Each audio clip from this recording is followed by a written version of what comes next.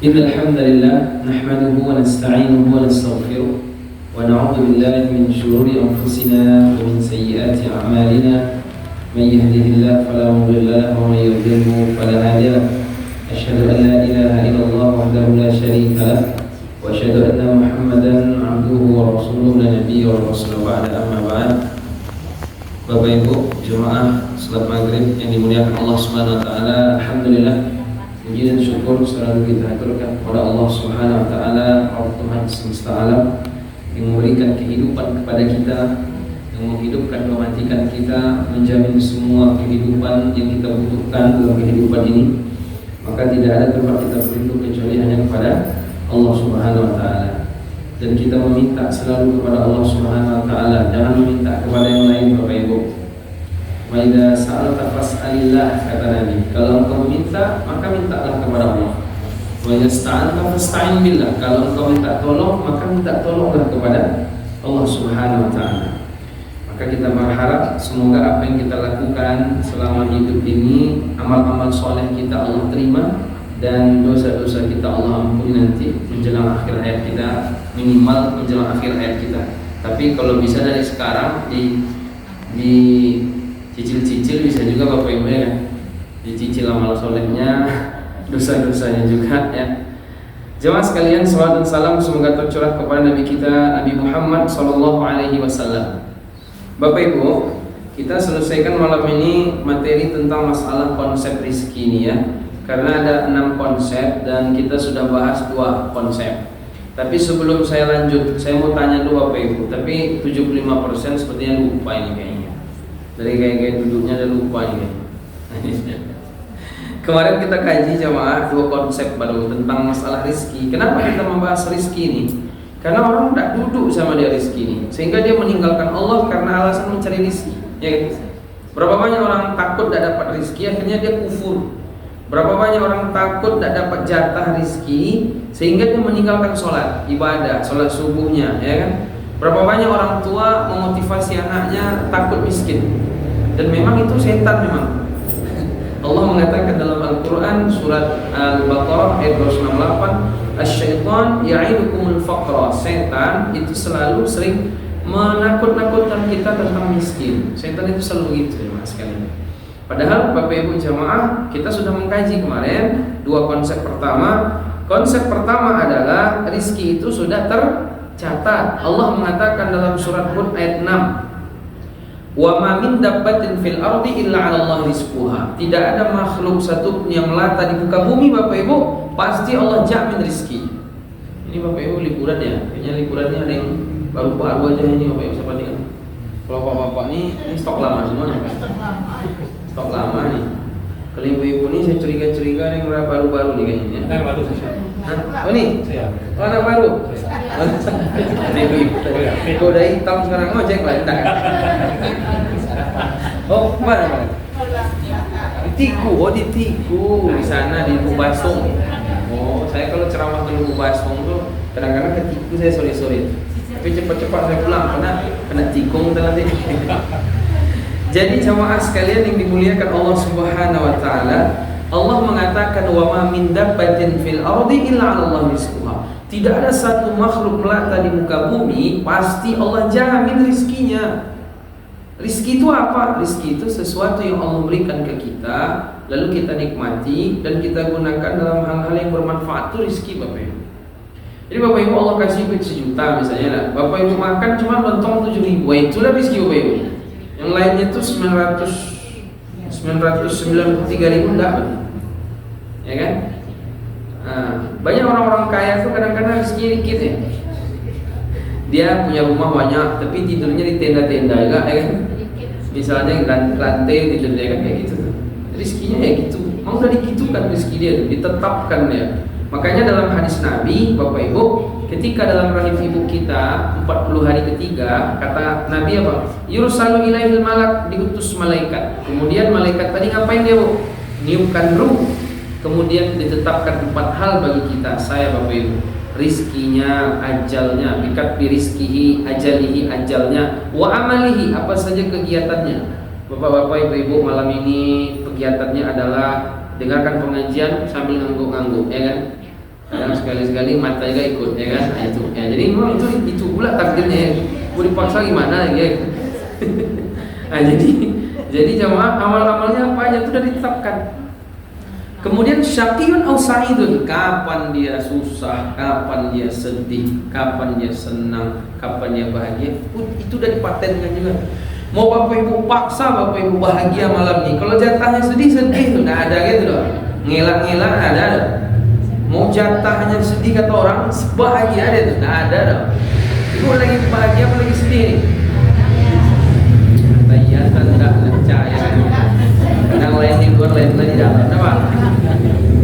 Jadi jamaah sekalian yang dimuliakan Allah, rizki itu sudah tercatat. Itu sudah kita jelaskan kemarin kan. Makanya jamaah sekalian, semiskin apapun seseorang, kemiskinannya itu tidak akan mengurangi jatah rizkinya, ya. Semiskin apapun seseorang, kemiskinannya itu tidak ada hubungan sama rizki. Yang miskin dia itu ya miskin kata orang, tapi rizkinya nggak akan kurang.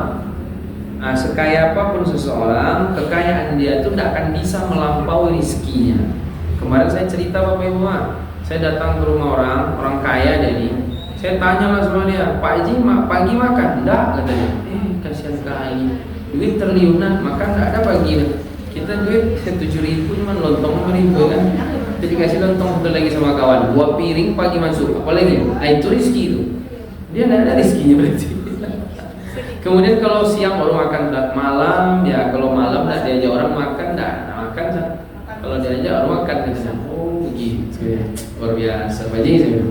Jadi jemaah sekalian, itulah rezeki dia berarti.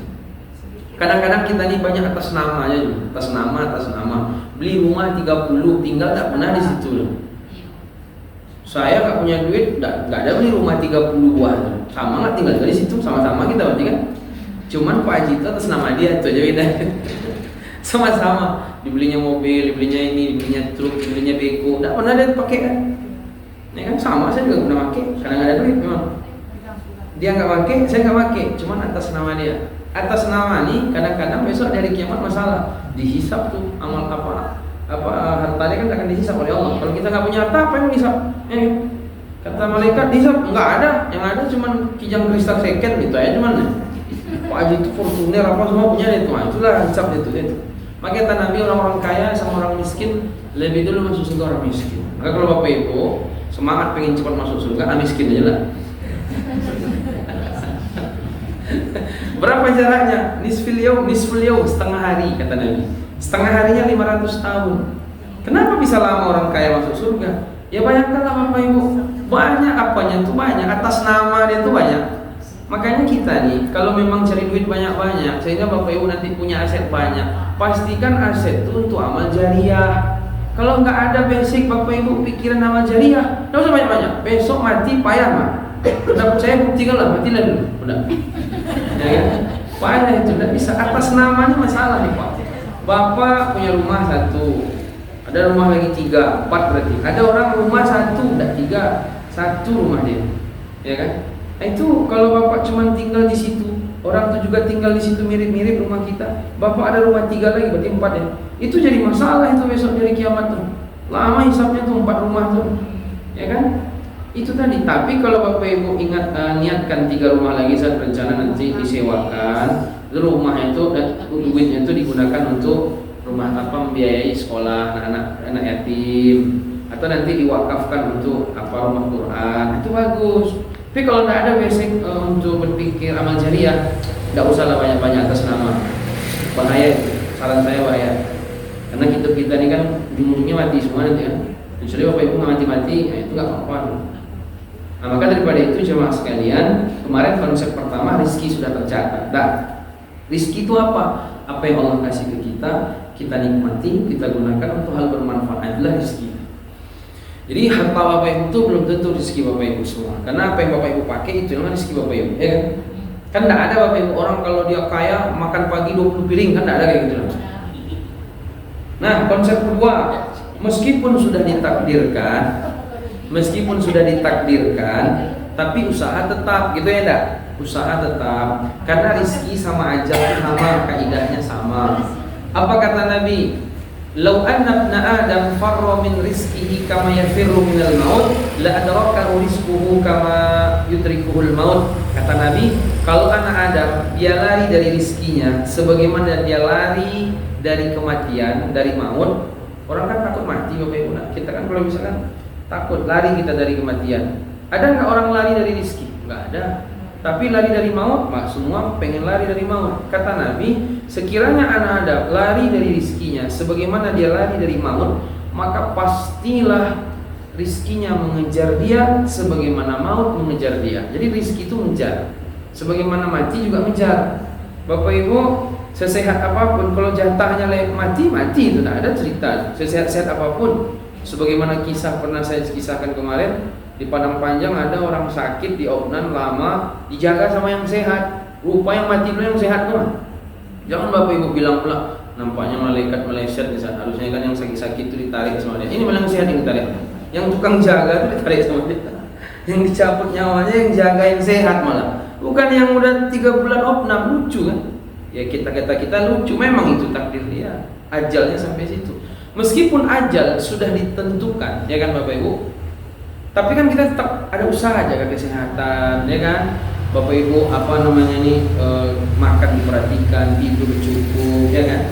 Nah, tapi kalau nanti memang meninggal juga meskipun udah jaga kesehatan. Tapi biasanya orang yang jaga kesehatan lebih lama meninggalnya. Kalau nggak jaga-jaga lebih sering, lebih cepat ya. Tapi ada juga yang nggak jaga-jaga mati-mati juga nih. Nggak dijaganya kesehatan, makan aneh-aneh, nggak ada, salah ya. Orang gila itu jauh. Kadang-kadang mati kan tabraknya mana ya? Nggak ada cuci tangan, nggak ada apa kan? Jadi ajal itu sudah ditentukan. Tapi Bapak Ibu tetap menjaga kesehatan. Rizki juga sudah ditentukan. Tapi Bapak Ibu tetap berusaha, ya kan? Makanya jemaah sekalian yang dimuliakan Allah Subhanahu wa taala, kata Nabi dalam hadis apa? "Lau annakum kuntum tatawakkaluna 'ala Allah haqqa tawakkuli, la ruziktum kama turzaqut tayr taghdu khimasan wa tarqu bitana." Kata Nabi apa, Pak?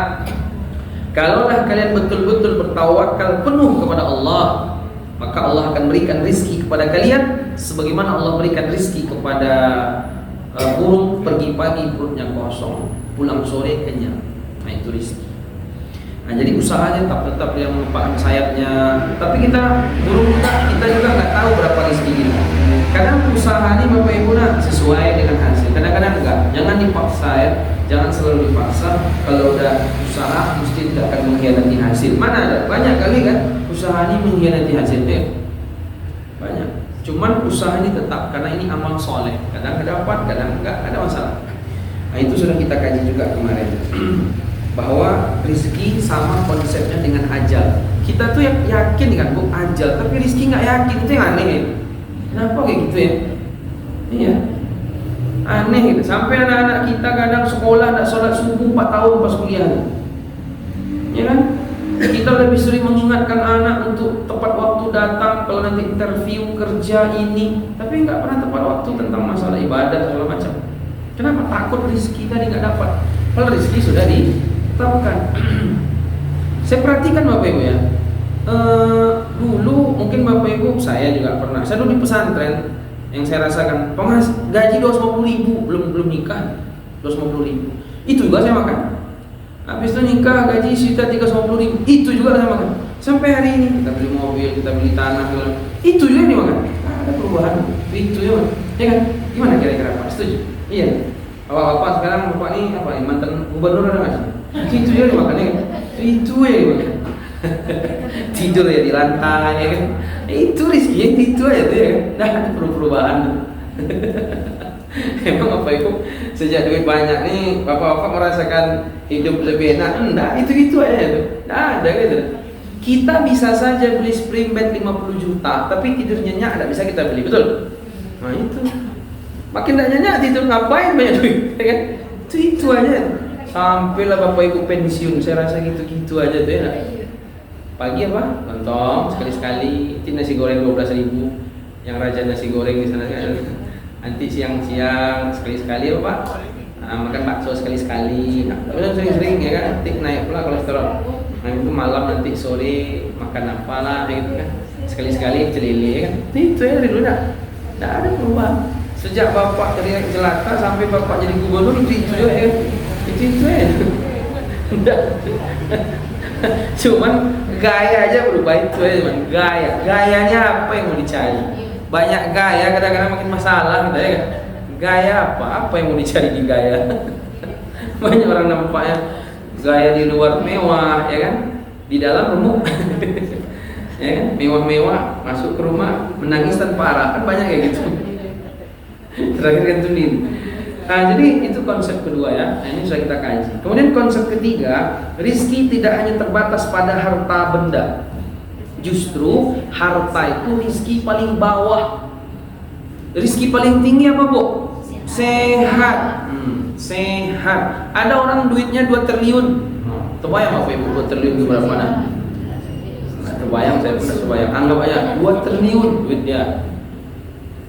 Siap, sebentar sakit, sebentar pusing pergi ke Malaysia, sakit kepala sakit dada, pergi ke kemarin saya ketemu ada jamaah itu ke Cina, duit banyak. Kalau sebagian kita nih kan sakit kepala tidur aja pengajian sembuh. Saya kalau sakit kepala saya obatnya tidur aja, demam pusing obat tidur aja obatnya. Nomor 1 tidur. Bagi saya nomor 1 obat tidur. Pusing apa tidur semua itu obatnya. Tapi kalau sakit gigi ya, alhamdulillah saya tidak ada sakit gigi. Jadi jemaah sekalian, ada orang duitnya tidak banyak tapi tidak pernah sakit ya. Ya sakit adalah dikit-dikit. Kalau tidak pernah sakit, Firaun bulan nanti ya kan. Ya pelik-pelik dikit cuma saat kata dia. Itu aja. Ini lebih kaya orang ini, lebih hebat dia nih. Dia sehat, duitnya pas-pasan dibanding duit banyak penyakitan. Itu lebih bagus yang begini. Dan memang ya ternyata kebanyakan orang yang sibuk cari harta itu penyakitan biasanya. Makanya kan ada Pak, kekayaan kan ada 4, kekayaan finansial, kekayaan fisik, kekayaan waktu, kekayaan sosial. Tahu enggak Bapak Ibu apa tuh? Kekayaan finansial dalam kurung duit, kekayaan fisik dalam kurung sehat, kekayaan waktu dalam kurung apa?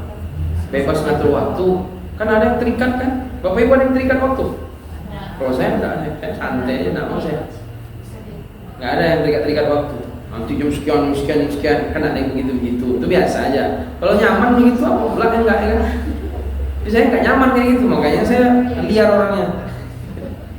Habis itu yang keempat, kekayaan sosial, terkenal, punya jabatan di kalangan masyarakat, status gitu. Nah, saya baca orang yang sibuk mencari kekayaan sosial, kekayaan finansial, biasanya dia mengorbankan kekayaan fisik karena tidurnya kurang, kan semangat tuh cari duit, tidur kurang, stres tinggi, ya kan? Utang orang sama dia stres, utang dia sama orang dia makin stres, ya kan? Nah, itu akhirnya apa penyakitan? Nah, makanya hati-hati kalau orang yang sibuk sekali mencari kekayaan finansial itu dia mengorbankan kekayaan fisik biasanya. Ya kan kadang-kadang gitu Bapak Ibu ya. Jadi jemaah sekalian, bahwa rizki tidak hanya terbatas pada harta benda. Atau ada seorang ulama mengatakan rizki paling rendah itu harta, rizki paling tinggi sehat, rizki yang paling utama anak yang soleh. Jadi kalau Bapak Ibu harta anak banyak, ya kan, kemudian kesehatan standar lah, kadang-kadang apa juga. Tapi kalau punya anak soleh, itu lebih hebat lagi. Kalau kita kan paling-paling ngomong kita cuma duit sehat itu sering dulu kan. Tapi anak soleh nggak pernah kebayang. Termasuk dalam hadis Nabi SAW, ad-dunya mata' wa khairu mata'id dunya mar'atun solehah. Dunia ini perhiasan Pak, dan sebaik-baik perhiasan adalah ibu-ibu yang solehah. Bapak punya istri solehah nggak? Solehah apa solehahan? Kalau solehahan kayak mobil-mobilan, jadi pura-pura ya. Jadi kalau ada orang punya anak soleh, istri soleha, itu mengerikan. Semuanya kan perhiasan, mobil Pajero perhiasan, helikopter perhiasan, rumah mewah perhiasan, apa semua, jabatan perhiasan, sawah ladang perhiasan. Tapi tahu enggak bapak-bapak sekalian, perhiasan yang paling mahal dari semua perhiasan, emas, mutiara, perak segala macam, itu adalah ketika kita punya istri soleha. Cuman saya ragu-ragu juga ya, Pak soleha ini Pak, ya kan? Ya rukyah lah dikit. Soleha itu termasuk rezeki, istri soleha rezeki. Ya tentunya ibu-ibu kalau suami soleh juga rezeki lah ya. Mana yang banyak, ibu-ibu soleha apa bapak soleh? Yang paling banyak hari ini? Kadang kalau di pengajian ini paling banyak ibu-ibu ya. Di mana-mana ibu-ibu, apalagi PKMT ya bu. Udah keluarlah selendang biru ibu, sudahlah tuh selesai cerita. Batal acara semua. Dan keluar selendang biru BKMT itu batal acara semua. Nah, gitu. Ibu-ibu yang paling banyak pengajian, ya kan? Termasuk jemaah ketika Allah berikan kepada kita kesabaran. Ada orang penyabar, Pak, Bu. Orangnya penyabar, gak emosian, gak ngamuk-ngamuk, banting-banting mobil pula dibanting, ya.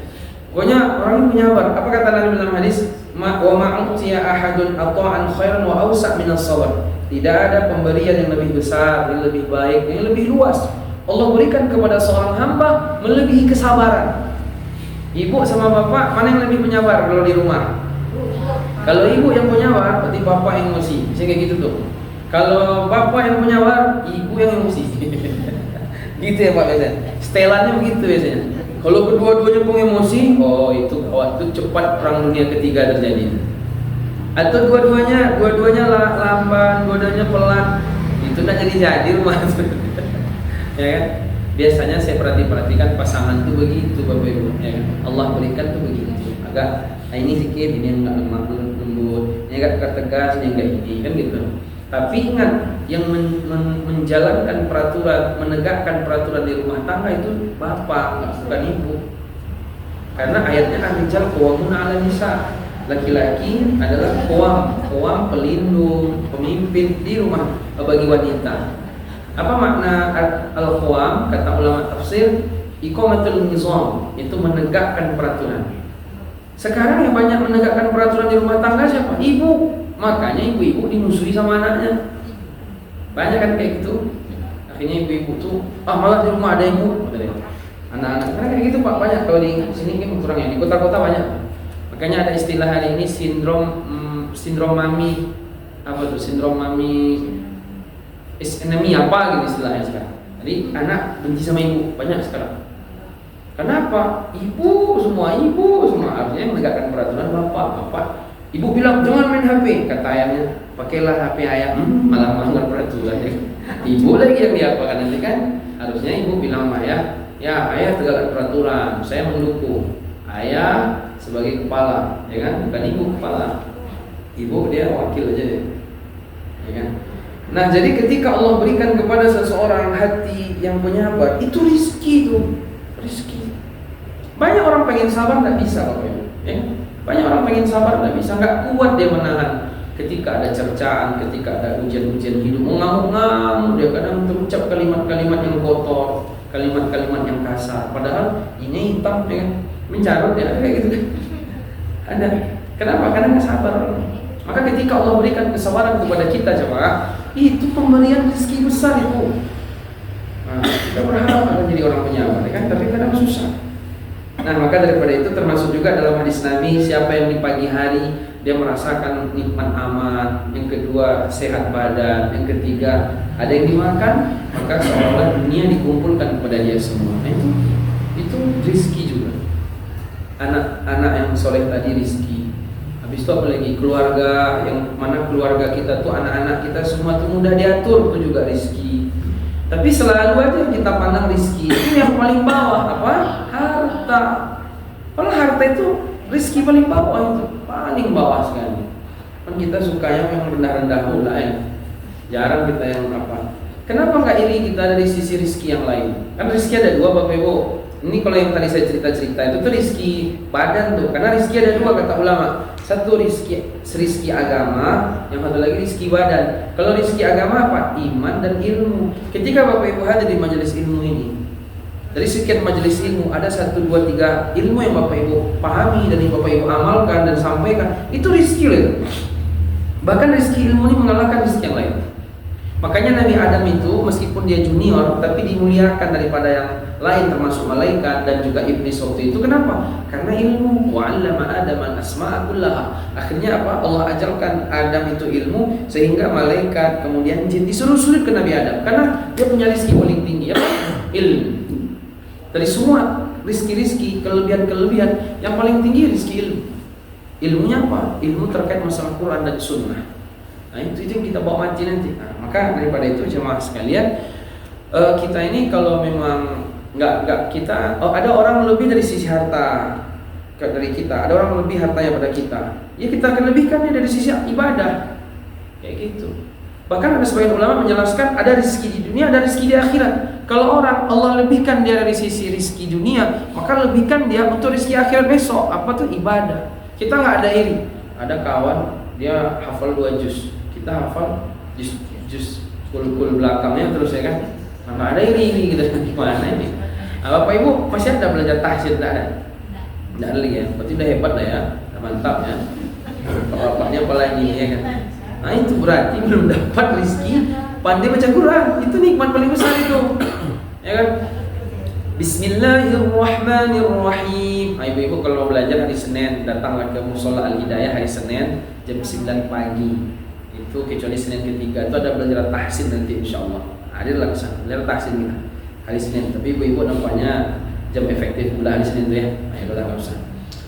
Jadi jemaah yang dimuliakan Allah Subhanahu wa taala, rezeki itu tidak hanya harta. Rezeki harta itu paling rendah. Jadi jangan kita itu pusing pula kalau orang lebih hartanya pada kita. Karena itu rezeki terendah. Dan kadang-kadang apalagi kita di kota ini gengsi tinggi pula ya. Menjadi standar kali itu. Kemuliaan adalah harta. Ya, kalau sehat lebih tinggi lah itu ya. Kemudian konsep keempat, jatah rizki tidak akan berubah meskipun diperoleh dengan cara halal ataupun cara yang haram. Ada orang mencari rizki dengan cara yang haram. Dengan cara yang haram, tak mencuri, tak menipu, tak ini, janji-janji segala macam. Rizkinya nggak akan nambah, segitu juga. Dicari dengan yang halal, ya segitu juga. Apalagi kalau ada kalimat begini, yang haram aja payah, apalagi yang halal. Makanya dicari yang haram, Ustaz. Apalagi yang halal, yang haram ini lebih mudah.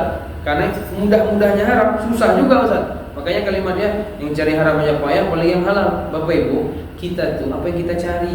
Kalau kita cari yang halal, ketemu mah yang halal kita. Kalau niat di awal saja sudah cari yang haram, ketemunya yang haram. Pasti begitu. Makanya memang kalau bisa Bapak Ibu sekalian, kalau orang salafus soleh zaman dulu ya Bu, dia bilang sama suaminya, wahai suamiku, kamu kalau pulang ke rumah tidak bawa apa-apa, kami masih bisa sabar. Tapi kalau kamu pulang ke rumah membawa harta yang haram, maka kami tidak akan sabar, kami tidak akan kuat merasakan azab kelak di hari kiamat. Kayak gitu Bu nasihatnya. Bukan malah ibu bilang, ambil aja semua, apa yang nampak sikat gitu. Ini neraka nih kita semua ini, tidak boleh. Nah jadi cari yang halal, mau cari yang haram gitu semua. Makanya Nabi dalam satu hadis itu, mengatakan apa? Inna nafsa lan tamuta hatta tastawfiya rizqaha wa in abta'a anha. Orang tuh tidak akan mati sampai rizkinya dicukupkan meskipun telat. Nah, ini dia nih. Rizki itu ada telat-telatnya juga jemaah. Harapan kita jam 8 sampai nih kayaknya. Rupanya jam 12 malam. Kan ada kayak gitu kan? Jadi rizki ini ada telat-telatnya. Kenapa nih? Oh mungkin telat enggak Pak. Nah, gitu aja bilang sama dia. Telat nih. Belum sampai lagi. Kita lagi apa? Allah belum kasih juga. Kan rezeki itu ada telat-telatnya. Nah, dalam rangka ketika dalam telat-telatnya itu, kita sabar enggak tetap bertahan dengan yang halal? Kebanyakan enggak sabar. Karena rezeki ini Pak ada telat-telatnya. Bapak Ibu pernah enggak rasa-rasanya telat? Ada. Rezekinya pernah telat, tapi dapat juga kan? Pas telatnya tuh berarti. Ya. Saya dulu ada juga tuh telat juga. Tapi dapat ya. Jadi rezekinya itu telat-telatnya dia. Jangan langsung aja dipikir terus, akhirnya kita nggak sabar. Karena hadisnya begitu. Wa in abta'anha, karena dia agak telat. Nah, dalam proses telat ini, rezekinya telat, itu kira-kira kita sabar enggak? Tetap bertahan dalam rezeki yang halal. Karena kita ketika mencari yang haram, rezeki kita tetap segitu. Cari yang halal juga rezeki segitu. Karena rezeki itu sudah ditentukan. Tidak akan berubah dia meskipun diperoleh dengan cara yang halal ataupun yang haram. Dan apa yang kita niatkan dia akan jumpa jemaah sekalian. Nah, itu konsep keempat. Kemudian Bapak Ibu, konsep kelima lagi. Saya percepat aja ya. Lama nih nggak jadi besok apa nih ya. Konsep kelima, sebab-sebab meraih rizki. Sebab-sebab meraih rizki itu jemaah ada dua. Satu, sebab yang bersifat materi. Dua, sebab yang bersifat ukhrawi. Selama ini kita nampaknya fokusnya ini, kalau saya perhatikan ya, kawan saya, kakak kelas saya, adik kelas saya, stres dia. Karena apa? Dia hanya fokus kepada sebab-sebab materi. Kalau sebab-sebab materi cuma satu, kerja aja cuman dia. Kerja, usaha, dagang, jualan apa segala macam. Jadi Bapak Ibu, sebab-sebab meraih rezeki kan dua tadi, satu materi, satu ukhrawi. Yang materi cuma satu, kalau ukhrawi banyak tuh, 2, 3, 4, 5, 6, 7, 8, 9. Kalau ditambah 10 bisa, tapi nggak sampai banyak lupa nih. Jadi kalau sebab materi Pak cuma satu, kerja, P3K, PNS, nah itu satu tuh, itu materi, sifat materi. Makanya apa ini Bapak Ibu, kayak Nabi Daud. Nabi Daud tuh kerja, apa kerja Nabi Daud? Kerja Nabi Daud adalah tukang buat baju besi.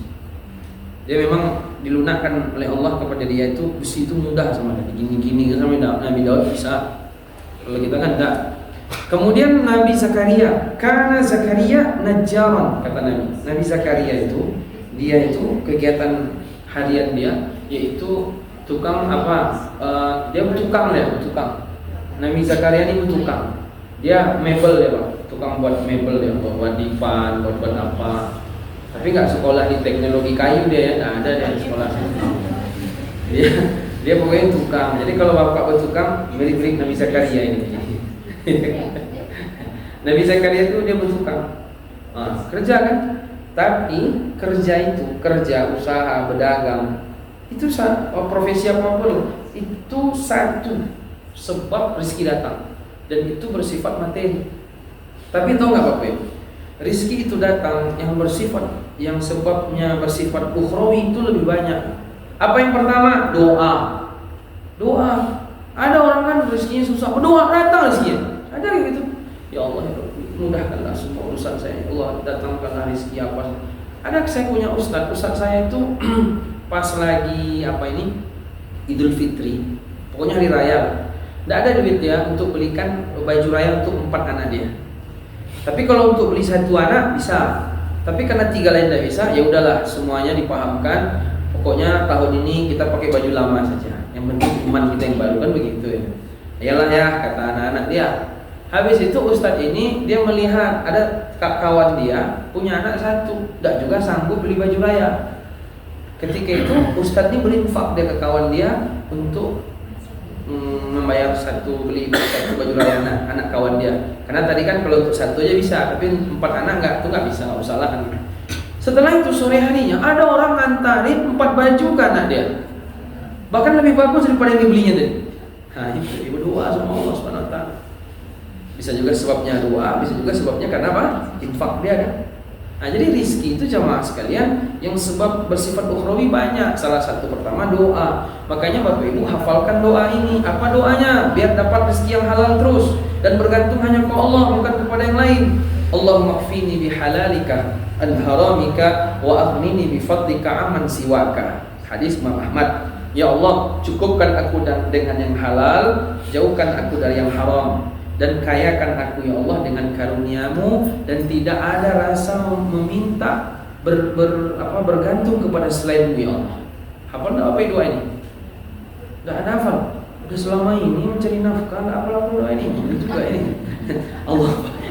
Allahumma kfini bihalalika an haramika wa aghnini bifadlika amman siwaka. Hafal kalah doa ini Bapak Ibu. Bapak Ibu udah pensiun dah hafal doa.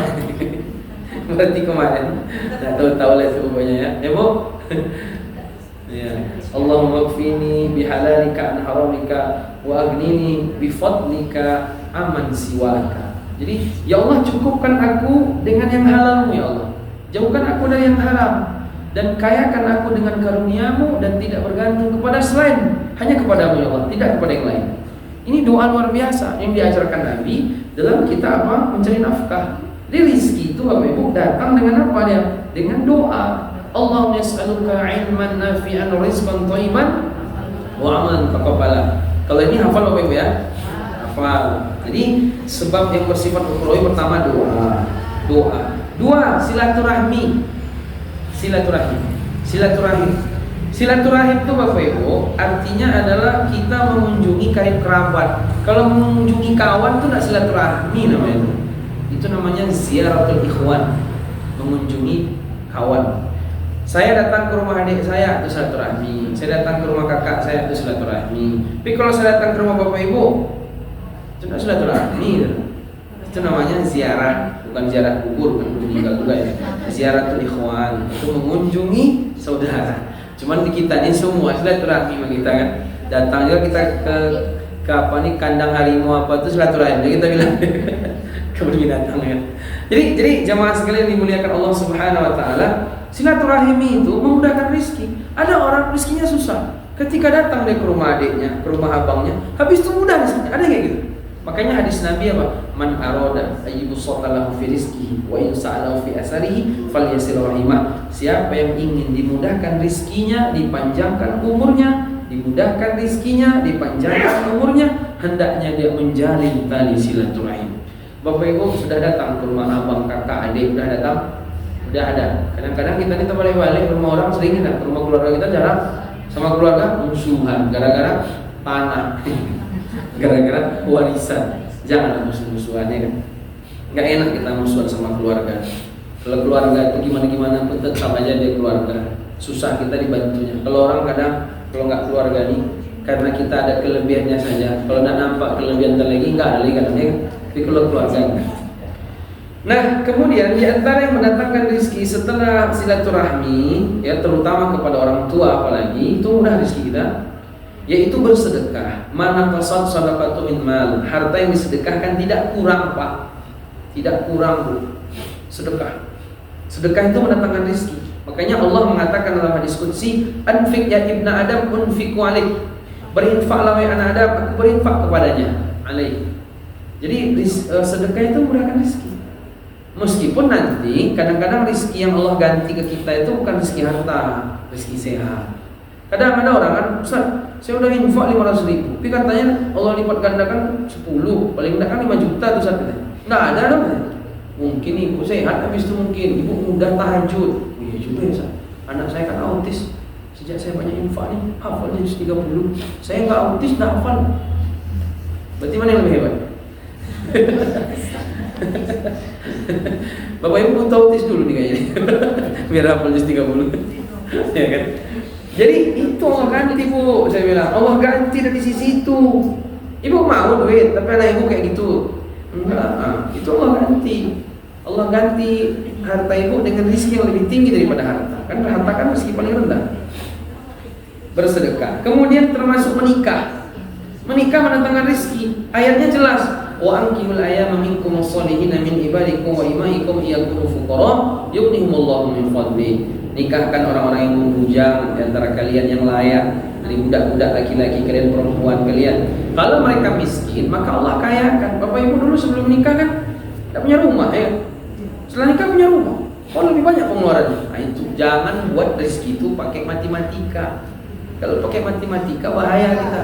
3 tambah 3 9, ya 3 tambah 3 6, 3 kali 3 9. Bisa juga 0 ya.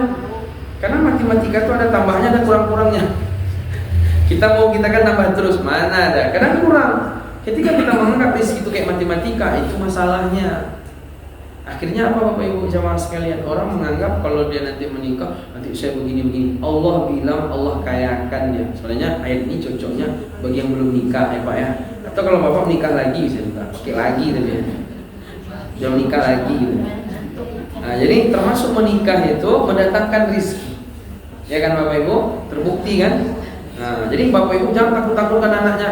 Kalau anaknya mau nikah, nikahkan langsung. Bilang sama dia, Bu, 3 kalimat saja. Tolong hafal baik-baik ya. Saya nggak ngulang lagi habis ini. Jadi rekaman. Menikah tidak perlu persiapan. Yang penting kesiapan. Menikah tidak harus berpenghasilan tetap, tapi tetap berpenghasilan. Menikah tidak harus wah, yang penting sah. Nah, itu dia.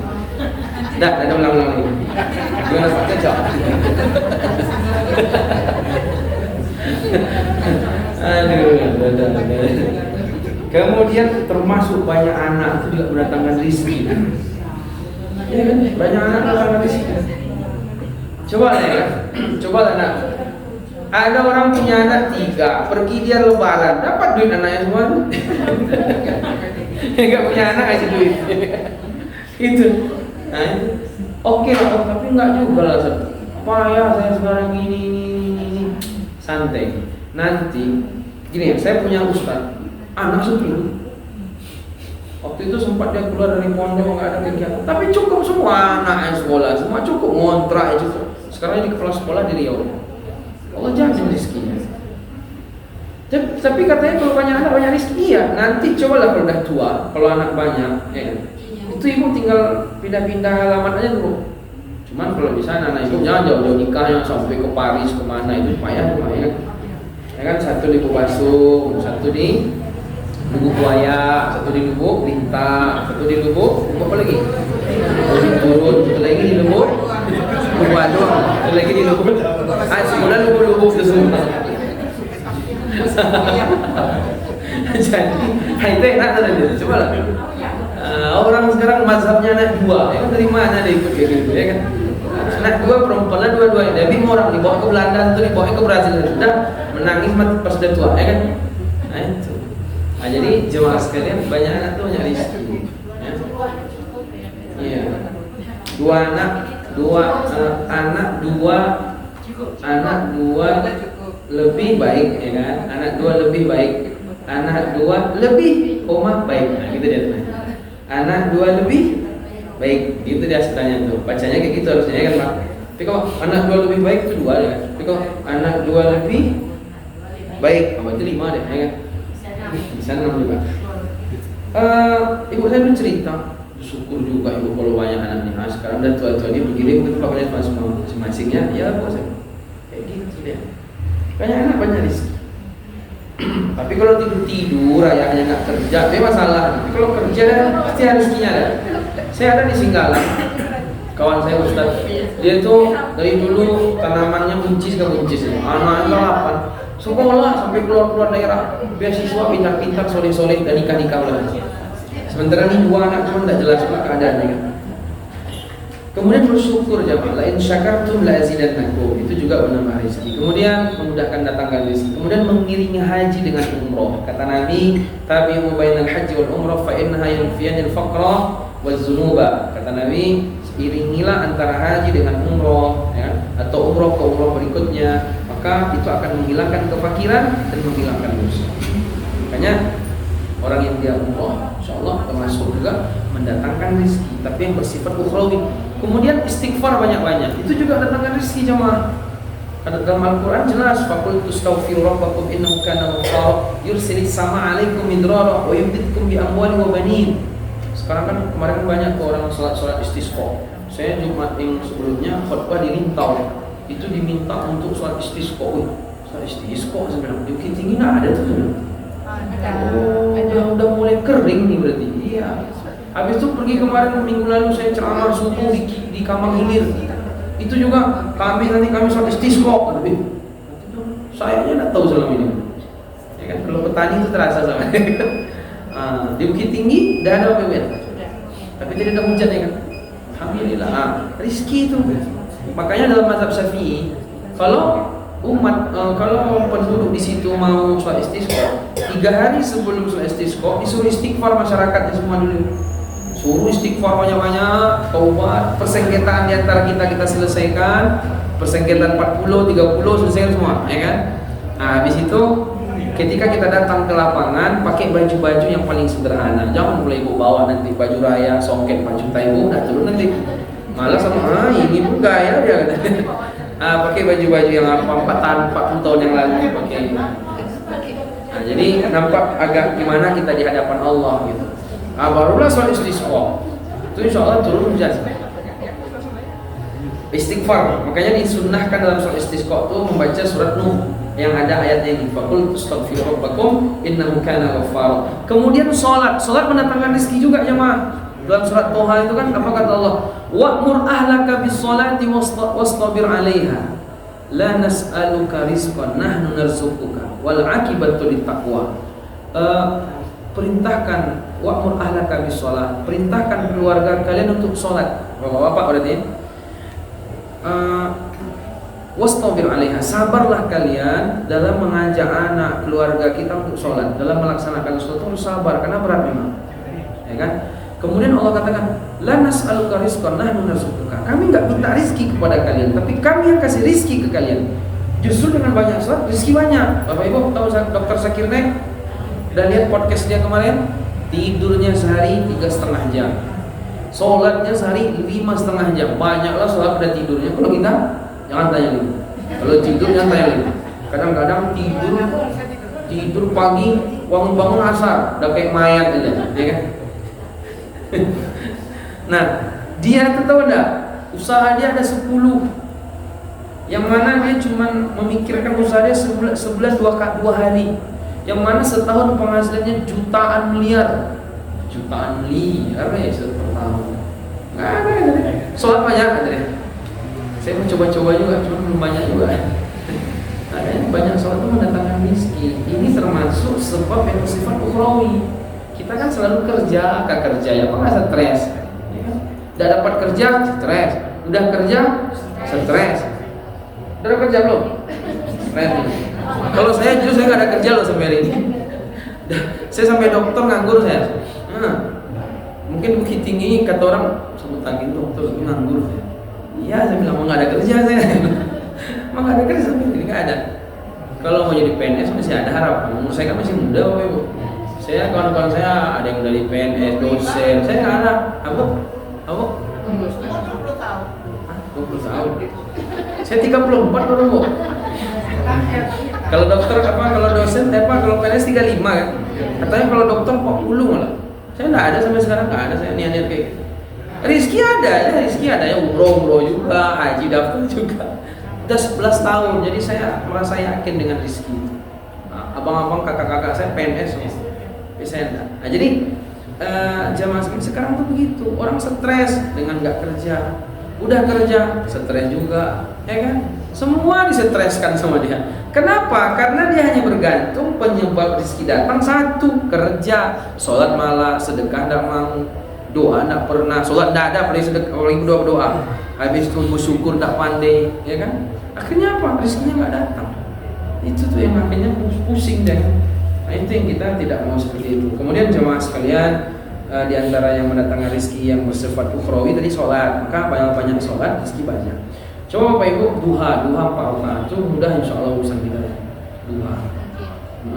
Sholat witir. Kalau bisa langsung witir. Kalau saya bisa langsung witir saya. Takut malam tidak bangun, ya kan? Nah, makanya kalau bisa habis sholat isya langsung witir aja biar sudah. Banyak kan sholat. Kemudian jamaah sekalian, yang dituntut kepada kita rezeki yang baik, rezeki yang thayyib ya. Bukan banyak, bukan dikit, yang penting berkah. Karena kalau rezeki itu berkah, Bapak Ibu, ada harta tadi mendatangkan kebaikan. Berkah itu artinya kan kebaikan, arti berkah itu. Berkah itu artinya kebaikan, Pak. Jadi Bapak Ibu punya duit 200.000 itu memang untuk yang baik-baik dia. Tapi kalau Bapak Ibu punya duit 2 miliar, 2 miliar itu untuk yang buruk-buruk gimana? Kan gawat. Karena yang buruk-buruk itu sama kayak racun bagi tubuh. Jangan semua diterima, apalagi dicari. Sama kayak tubuh kita nih, ada vitamin, ada racun. Yang mau masuk ke tubuh kita apa? Yang vitamin aja, yang baik-baik aja. Mau ibu-ibu masukkan cyanida dikit aja cuman Bu. 4 minggu lah, ya kan? Kata kawan saya 4 minggu lah. Ada yang cyanida langsung mati orangnya kan? Ya memang mati langsung. Anda ada 4 minggu saya bilang. Jadi racun kita nggak masuk ke tubuh kita kan? Kita takut rusak tubuh kita dibuatnya kan? Racun-racun itu kan? Kita yang bagus-bagus aja masuk.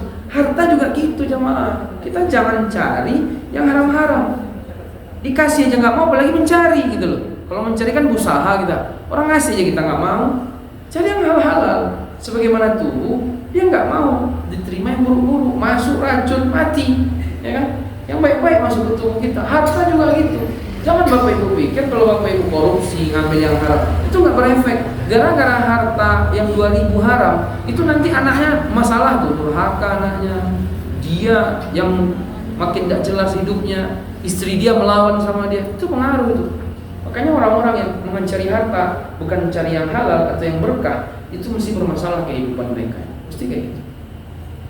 Makanya kita takut malah dicari, malah takut yang ada. Karena ibarat tubuh tidak mau tubuh kita masuk yang buruk-buruk kan. Begitu pula. Karena yang kita cari keberkahan. Kalau berkah dikit pun dia itu cukup ya. Kalau banyak bisa berbagi sama yang lain. Ada orang anaknya banyak, kemudian rezeki gajinya nggak banyak, tapi berkah itu cukup tuh. Masya Allah. Berapa banyak orang anaknya cuma satu, penghasilannya ratusan juta, nggak cukup ya kan? Nah itu kenapa? Karena tidak berkah. Allahu a'lam bishawab. Cukup sekian yang dapat kami sampaikan. Subhanakallahumma rabbana wa bihamdika asyhadu an la ilaha illa anta. Pertanyaan? Oh, boleh. Sambil nunggu ya. Selawat kepada Nabi apakah bisa juga datangkan ke kita? Salawat ini termasuk bagian dari zikir. Nah, kalau kita berzikir, umumnya zikir lah, salawat, tidak salawat, itu termasuk mendatangkan rezeki. Insya Allah. Kemudian ditambah lagi, kalau salawat itu khususnya dalam bab doa. Kata Nabi, orang dalam berdoa kemudian dia tidak bersalawat, maka doanya nggak akan sampai. Makanya oleh para ulama dikatakan, apakah salawat bagian dari zikir? Salawat bagian dari zikir. Orang yang selalu berzikir berarti kan bagian dari ibadah itu kan, maka Allah akan mudahkan rezekinya, insya Allah. Gitu Pak ya. Allah SWT. Gitu Bapak Ibu, cukup ya. Cukup sekian. Assalamualaikum warahmatullahi wabarakatuh.